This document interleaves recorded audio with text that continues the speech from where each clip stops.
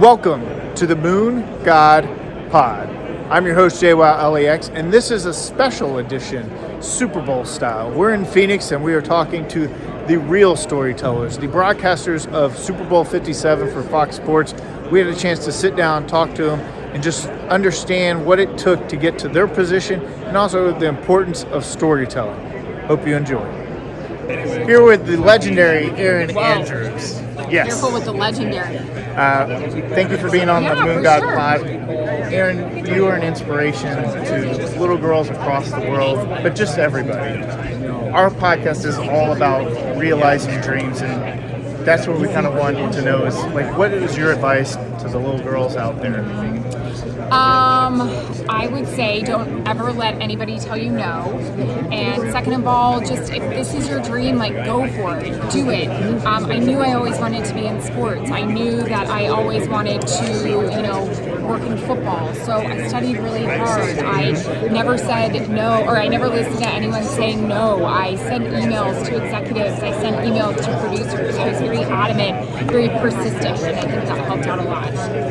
How difficult is it? Because when you were growing up, there wasn't as many role models. Mm-hmm. So when it comes to dreams, like if you were telling someone, like it seems impossible, what is it that gets you out of bed that says, I'm going to keep going for it? My passion and my love for football and my passion and my love for broadcasting. It's one of my favorite things. It's honestly, besides my family, like what I love the most, right? So it kind of never mattered if people were saying no, because I just wanted to do it so badly. What's a quote or mantra that you kind of live by? Be where your feet are. Be where your feet. That's been a common theme actually this week at the Super Bowl. Oh, I bet. Yeah. Yes. Nick Saban. Yep. And last question, as far as storytelling, how important is it? Because every sportscaster can do the X's and O's. That's our producer, by the way. Just did that. Amazing. A good, compelling story to keep people awake. Yeah. But how important is the story? Massive. I mean, these guys, and I've covered them for so long, have so many stories. I was just reading one about Lane Johnson, right tackle for the Philadelphia Eagles, and it was so well done, and it was talking about how so many of these guys go through things that you never know. His mom was battling cancer, and just, him going with her to her chemo and her doctor's appointments. He never knew that Lane Johnson was going through that. So I that's what I love so much about this industry, is that these athletes getting to know them, getting to know what drives them, and what makes them, the people that they are, but their background as well. Well, your storytelling is top. Oh, thank you. Appreciate you. Yeah, thank you. Here with Christina Pink. Christina, you've climbed the ladder. You're at the Super Bowl. Dreams come true. It has. I am incredibly grateful. This will be my second Super Bowl with Fox, and it's still to this moment, I pinch myself because I get to be here, I get to be a part of it, I get to be part of events like this. When you were a child, did you ever realize this path for you, and how did you kind of overcome any kind of negative feedback or obstacles? It's not something that I set out to do in childhood. It wasn't until really in college that I realized that I wanted to do television and get into communications. But everybody has hurdles. Everybody has setbacks, but it's about how you bounce back from it. The most important thing is having the mindset of, this is not going to stop me. This is not going to hurt my career. You just have to keep going. You just have to stay motivated and having a good foundation and having good people around you. How is it for you? Whether you want it or not, you have a platform and a voice for, a community of people that are underrepresented, especially in the sports industry. Do you feel like a responsibility, and how do you handle it and kind of convey that responsibility? Well, yeah, I think anytime you have this sort of platform, you're an example for many, and that's still something that that seems like surreal for me. And then sometimes I'll have someone come up to me and say that, like, we look up to you, and I hope to be a great representation because I love my job, but I also love the people that are out there that see it, that are inspired, that think, hey, I want to do what you do. And for me, it's not something that I ever really plan to do, but I don't take it for granted. And to wrap up, what's like a quote or mantra that you kind of live by that you would like other people to kind of piggyback off of? That's a good one. I don't know. Maybe it's a song. Is there a song that gets you going? I can't really think of one. We'll get back to you on that. We'll get back to you on that. Well, we appreciate you. No, thank you. Good luck on Sunday. Here with Carissa Thompson. Carissa, one thing I love about you is your ability to tell stories. And this is Super Bowl week, but stories are so important. How important is it for you to cultivate a narrative that will not only entertain but also inform the media and the society as a whole? Yeah, well, stories make us invested, right? If I don't tell you that Travis Kelce wears the number 87 because his brother was born in 1987, you're like, oh, he just wears the number 87. When I attach the story and the background to the number, it's now not just a number. It means so much more, right? When I tell you that Andy Reid was a coach in Philadelphia for 14 years and now spent 10 years in Kansas City, it means more that he's playing the Eagles, right? And the relationships that he developed there.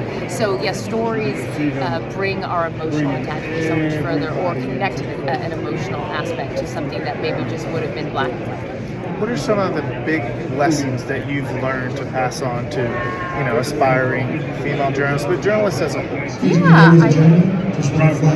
I know when to rap would be my number one. No, I think that the biggest piece of advice I've gotten over the years is be yourself. Right?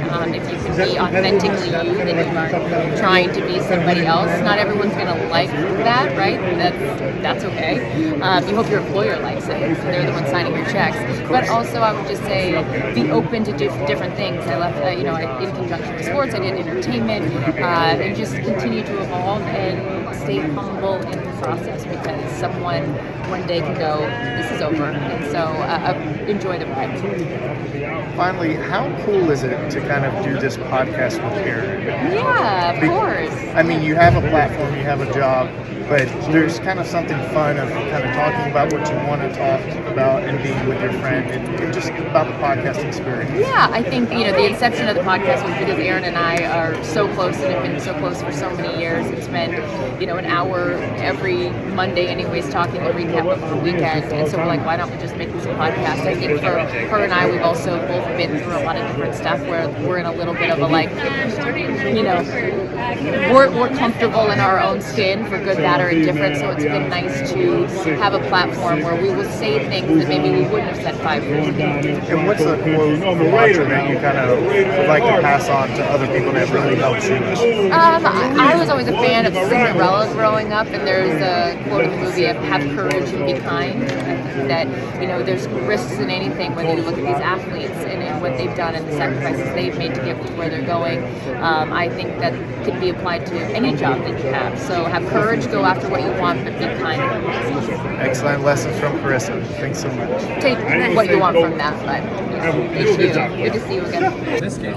Yeah, different. Here with Tom Rinaldi. Tom, your whole industry is about telling stories. Yeah. How important is that narrative, and what are you kind of looking to express with your storytelling to inspire others? I think I'm very fortunate in that in sport, there's aspiration built in. Someone is trying usually to achieve something. And I think one of the enduring lessons of that is that oftentimes there comes a point where you or me might quit, where it's hard. And there's kind of a cool energy to like just being able to think for no one who's going to play in the Super Bowl, follow the game where it no goes and coach, adjust and no make player, decisions on the no one fly. connected to these I like teams that aspect. has there been a straight line It's a here. fun kind of There have been energy turns to just and being dips and spontaneous and rises figuring and things out on the surprises. fly. I enjoy And that how journey. has a person storyline that we've heard fought so much through about that Kelce Brothers, so to much stay about Andy Reid true to returning that to aspiration and Philadelphia. dream? That's What's your favorite really storyline? one of the core parts of the stories we tell. The obstacles. You've probably had your own obstacles, especially in an industry where not always the best get promoted, although you are on the biggest stage there is, so you've had your moments here. What did you do personally to kind of keep going and chase that dream of yours? I think I've just benefited so often from timing and from good fortune, and again, in many of the stories we tell, in being surrounded by people who invested in me, who cared about and supported me, who I shared my dream with and my aspiration with, and who poured their energy and love into me to help me achieve it.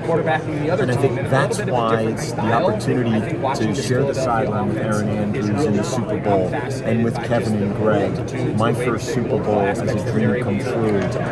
I know that I'm carrying a lot of other people with me who helped me along the way. People going all the way back to my teachers, my coaches when I had my own high school athletic career. My family, of course, who has been there through thick and thin with me. My friends. And I think that's another part, hopefully, of what endures about stories. That we don't quit when it gets hard, and we don't get there alone. Quotes, mantras, we really lean on these. What are some of your favorite quotes, or what's that mantra that really kind of centers you when you're doing your job? There's a few. A coach said this, a youth coach, who I think is a terrific coach, said this I'd never heard of before. Show me your habits, I'll show you the future. Wow, I've never heard that one either. How good is that? That's solid. Okay, how good is that? Another great motivational three-word mantra that Clemson used after it lost to Alabama, and then had the opportunity to go back and play them the next year for the national championship. I just think this was such a wonderful mantra, it was so positive. Let's find out. If that's not a great mantra in life, for anything we aspire to do, hey, let's find out. The 10-year-old that's got huge aspirations, whether it's the Super Bowl, to be an astronaut, to be Tom Rinaldi, but really kind of faces like an uphill battle. What do you tell that little child?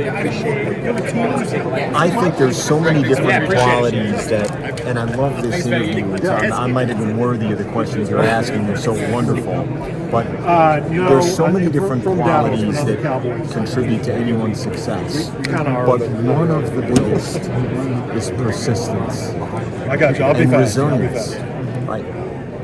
To keep going when things are challenging. George Donner from the Ticket in and Dallas. to find We do a weekly someone show who with Troy believes in you to get our seal of approval. and take that into. Joe, I think I know that's that means really a lot, important. but Troy's a No big matter fan. what we want to do, what you do, what I do, there's always going to be people who will doubt, who aren't going to believe. About this injury, about this Why industry. have those When I was getting ready to go do people occupy rent in your mind and in your I spirit? got connected with Troy. I was able to pick his brain. That doesn't serve you. He's It been doesn't an do unbelievable anyone friend, any an good. unbelievable kind of But someone who confidant. does believe Just in like learning you, his someone who injury. really knows you, His respects you, opinion cares matters. about you, Well, he's great. those are the We people love him. to take in and add to your It's a spirit. long and season. I know journey. you're not playing, but Couldn't have said it better myself. My favorite quote to the mind thing and not letting people rent spaces. Don't go to your treat your head like a bad neighborhood. You never want to go there alone. You don't want to get into yourself thoughts. And again, another great Dabo Sweeney line about Last year we didn't sort I of your didn't mental call playoff games, space. so our season ended week 18. Don't we went drag home, we your sat on the dirty couch feet and watched the remaining in between postseason your unfold. So ears. to know that you're a Don't part of let that, someone you else get drag it's just their like as a dirty player, feet the in regular between your season's ears. over. You get like a So, second wind. You get like a Keep that newfound space energy for when the you. playoffs start. Keep it clean and You know there's a lot of people that strong. I think I like that too. Thank you so much, Tom. This Thank playoff you run for has that. been incredible. Well, that concludes our Super Bowl special edition of the Moon God Pod. We hope you enjoyed all the broadcasters telling you about storytelling and realizing their dreams, the motivation.